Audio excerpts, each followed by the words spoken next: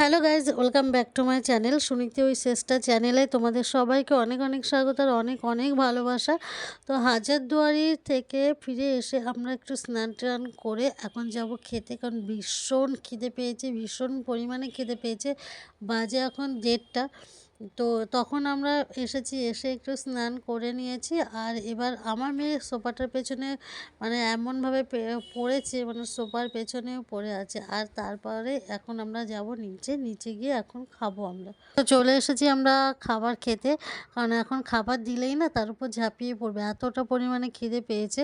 শুধু এখন খাবার দেওয়ার অপেক্ষায়, ওরা খাবারটা গরম করছে, তারপর আমরা খাবো। তো ততক্ষণ আর ওয়েট করতে মানে পাচ্ছি না, এতটা পরিমাণে খিদে পেয়েছে। আর কোথাও গেলে না, বাইরে গেলে আমার মেয়ে নিজে হাতে খায়, আমাকে খাইয়ে দিতে হয়ই না একদমই। তো এইটা ও করে না, কারণ বাইরে গেলে ও বলে আমি বাইরে এসেছি, আমি এখন নিজে হাতে খাবো। তো ও নিজে হাতে দেখো ওখানে বসে খাচ্ছে, এদিকে আমরাও খাচ্ছি। তো এবার বিকালবেলা একটু রেস্ট নিয়ে বিকেলবেলা আবার বেরিয়ে পড়েছি আমরা টোটোর জন্য। এখানে ওয়েট করছি, মানে উপরে দাদা আসবে, উপরে রয়েছে দাদা, ঘরটা তালা দিচ্ছে। তো ঘরটা লক করেই, রুমটা লক করেই চলে আসবে। আমরা এদিকে টোটোয় উঠে গেছি, উঠে এখন বেরোবো কাঠগোলাতে। কাঠগোলার ওদিকটা দেখা বাকি আছে, তো ওই দিকটা এখন একটু যাব।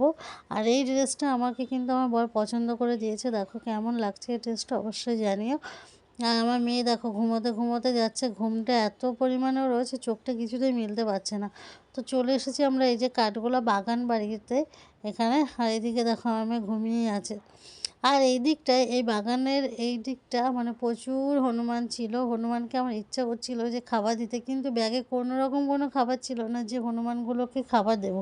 এখানে অনেক হনুমান ছিল, মনে হচ্ছিল যে হাতে করে দিই। তো তারপর দেখলাম একজন গিয়ে খাবারটা দিল।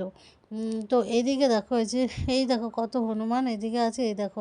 তো ইনি দেখো পাউরুটিটা দিল হনুমানকে, আর এই হনুমানের না একটা হাত নেই। ধরে যাবো না, দেখো জল পথ, এখানে জল আছে তলায়, গঙ্গা জল বেশি বেড়ে গেলে এখানে চলে আসে, হ্যাঁ বাড়লে উপরে চলে